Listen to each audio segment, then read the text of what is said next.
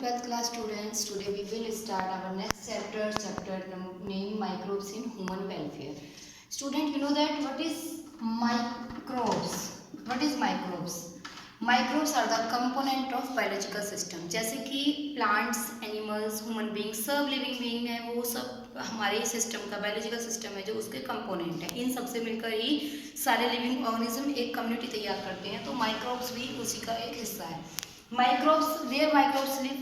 Microbes are live everywhere, like in the air, in the water, or under the snow, और जहाँ पे भी हम लाइफ एग्जिस्ट नहीं देख पाते हैं, जहाँ पे लाइफ नॉर्मली एग्जिस्ट नहीं कर सकती है, माइक्रोब्स वहाँ भी हो सकते हैं. जैसे कि high degree Celsius temperature, at least 100 degree Celsius temperature पर भी ये इजीली सर्वाइव कर सकते हैं. माइक्रोब्स की जो वैरायटी होती है वो काफ़ी सारी डाइवर्सिटी होती है. जैसे कि अगर हम एग्जांपल लें, प्रोटोजोआ हो गए, प्रोटोजोआ है, फंगी है, बैक्टीरियाज हैं, बैक्टीरियाज हो गए, वायरस हैं, प्रॉन्स हैं, वायरॉइड हैं.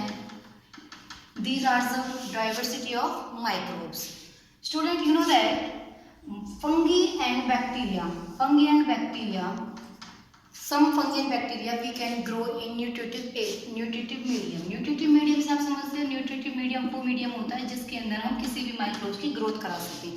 क्योंकि किसी भी चीज़ को ग्रोथ करने के लिए उसको कुछ न्यूट्रिशन चाहिए, तो हम उन्हें आर्टिफिशियली जो न्यूट्रिशन प्रोवाइड कर रहे हैं उसको हम बोलते हैं न्यूट्रिटिव मीडियम, जिसके अंदर ये इजीली ग्रो कर सके. तो we can grow some bacterias and fungi in nutritive medium, और when they grow they form some colonies. क्या फॉर्म करेंगे? सम कॉलोनीज, और these colonies can be seen with the naked eyes. हम इनको easily observe कर सकते हैं, देख सकते हैं. और जो इनकी न्यूट्रिटिव एरिया के अंदर जो इनकी ग्रोथ होती है, कल्चरिंग होती है. अगर हम न्यूट्रिटिव मीडिया को लेकर अगर हम इनकी ग्रोथ करा रहे हैं तो इसको हम बोलते हैं कल्चरिंग. क्या बोलेंगे? कल्चरिंग. तो इस न्यूट्रिटिव मीडिया के अंदर जब हम इसकी कल्चरिंग करा रहे हैं तो ये माइक्रोब्स की स्टडी करने में काफ़ी बेनिफिशियल होती है.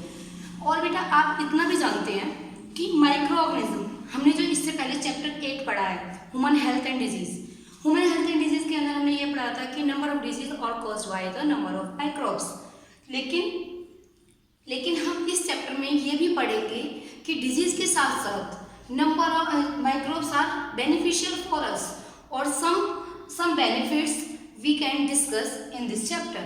Okay beta, now first discussion is microbes are important in the formation of household product. यानी microbes are helpful in household product. Okay, तो इस बेटा माइक्रोब्स इन हाउसहोल्ड प्रोडक्ट के अंदर हम सबसे देखो, आपको पता है कि हम काफ़ी सारे माइक्रोब्स को और उनके प्रोडक्ट्स को डेली लाइफ में यूज़ करते हैं, लेकिन हम जानते नहीं है कि इनके अंदर हमने माइक्रोब्स को यूज़ किया भी है या नहीं किया है.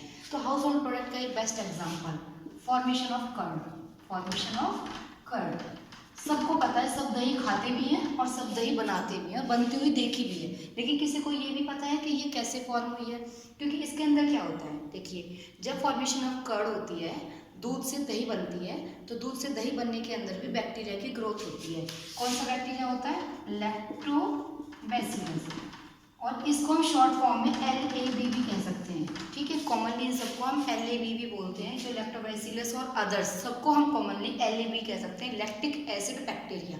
इसके अंदर क्या होता है कि जब भी हम मिल्क के अंदर क्या होता है कि इस बैक्टीरिया की ग्रोथ होती है, और जब इसकी ग्रोथ होती है तो ये एसिड को फॉर्म करता है. कौन से एसिड को? लैक्टिक एसिड को. और लैक्टिक एसिड का काम क्या होता है? लैक्टिक एसिड इसे कोएगुलेट करने का काम करेगा. कोएगुलेट का मतलब होता है जमाएगा और मिल्क को पार्शियली डाइजेस्ट करेगा. डाइजेस्ट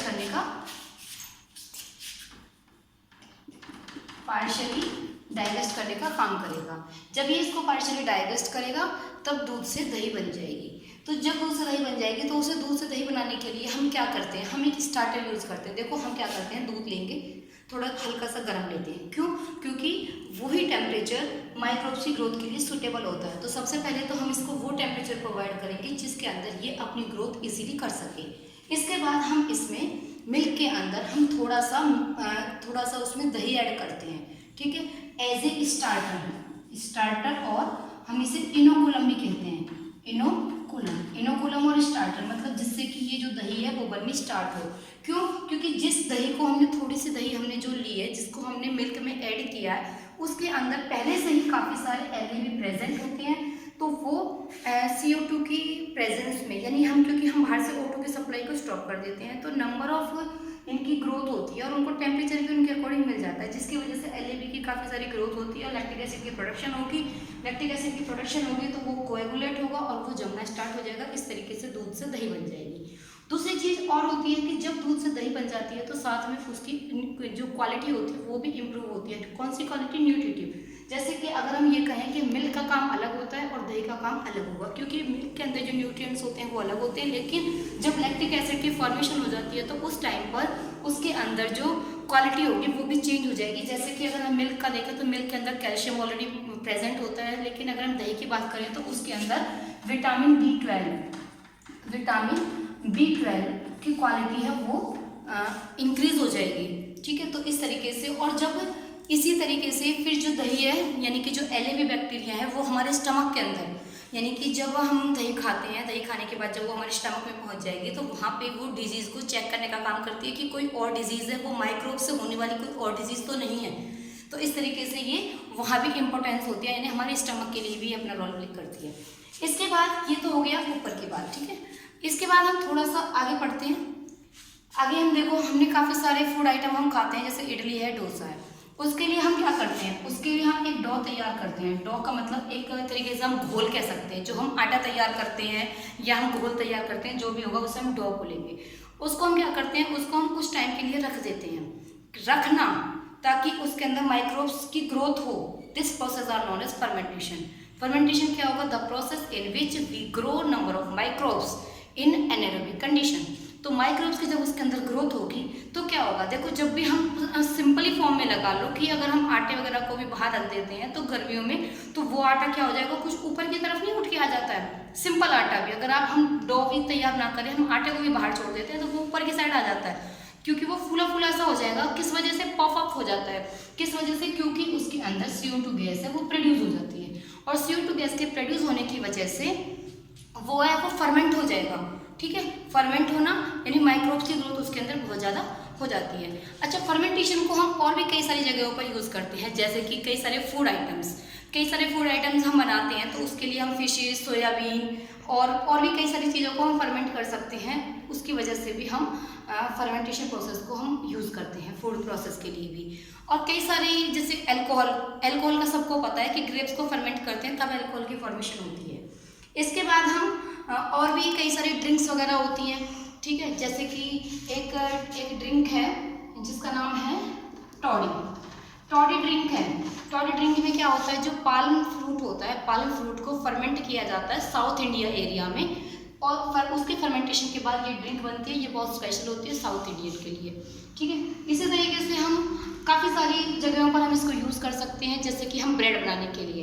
अब ब्रेड बनाने के लिए हम ये है हमारी सैक्रोमाइसीड्स सेरेसिन, ये हमारी एक तरीके की ईस्ट है। ठीक है, इसको हम यूज़ कर सकते हैं। ये हमारी ब्रेड बनाने में हेल्पफुल होती है। ठीक है, तो इसकी हेल्प से हम ब्रेड की फॉर्मेशन कर सकते हैं। और उसी तरीके से हम कई सारे और भी प्रोडक्ट को फॉर्म करते हैं, और उन्हीं में तो बेटा एक आता है हमारा, इसी में एक प्रोडक्ट आता है चीज़। ठीक है, चीज़, पनीर भी बहुत ओल्डेस्ट आइटम है जिसके अंदर हम फर्मेंटेशन प्रोसेस को यूज़ करते हैं। इसी में एक होता है स्विस चीज़ के अंदर हम इसको प्रोपिनियोबैक्टीरियम, इस बैक्टीरिया को हम यूज़ करते हैं। प्रोपिनिबैक्टीरियम, सिंगल बैक्टीरिया को बोलते हैं, तो इसके अंदर हम इसको यूज़ करते हैं। और स्विस चीज़ के अंदर क्या होता है? स्विस चीज़ के अंदर बड़े बड़े होल्स होते हैं, और होल्स किस वजह से फॉर्म हुए थे? ये मैंने अभी ऊपर भी बताया था कि जो ऊपर की तरफ उठ के आ जाते हैं, फर्मेंट होते हैं, वो किस वजह से होते हैं? Due to the production of CO2 gas. तो इसके अंदर भी जब चीज़ की प्रोडक्शन होती है तो वहाँ पे भी जब गैस बाहर रिलीज होती है, CO2 गैस रिलीज होती है, तो वहाँ पे लार्ज बॉल्स हैं वो प्रोड्यूस हो जाएंगे, उसे हम बोलते हैं स्विस चीज़। यहाँ तक आपका मेरे हिसाब से क्लियर हो गया होगा। इसी तरीके से एक रॉकीफोर्ड, एक होती है रॉकीफोर्ड चीज़ भी इसी तरीके से यहाँ पे इसको ईस्ट को फर्मेंट करके ही तैयार की जाती है। तो ये आपको सबको समझ में आ गया होगा कि डिफरेंट और चीज़ की जो वैरायटीज होती हैं वो डिपेंड करती है कि हमने किस तरीके के माइक्रोब्स को इसके अंदर इंड्यूस कराया है। तो everything is depend on the microbes, so microbes are very important for us. तो all students, please try to read this topic from the book, and any doubt you can told me. Okay, beta. Thank you.